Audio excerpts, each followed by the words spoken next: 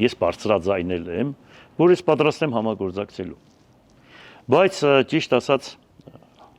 իրենք վախենում են մեզ հետ համագործակցել, վախենում են վերադաս կառույցից, որ տեսնեն հանգարցակի,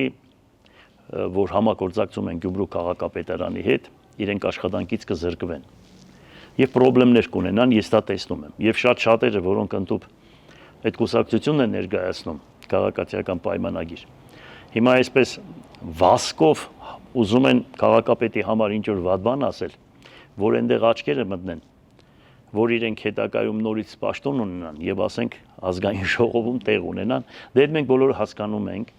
եւ այդ մարդկանց վիճակը ես տեսնում եմ, թե ինչ վիճակի մեջ են։ Հիմա կարող է նորից ելնեն բան, վազեն նորից խոսքեր ասեն բան, բայց մենք տեսնում ենք։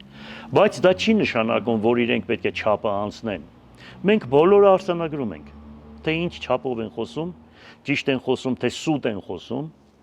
Հետո պետք է իրենք դրա համար անպայման պետք է միտեղ որ լինի, մենք պետք է հարցնենք, այս խոսքերն ինչի համար է ասում։ Այսինքն յուրաքանչյուր մարդ, որ բերանը բացում խոսք է ասում, ինքը պետք է կարողանա պատասխան տալ։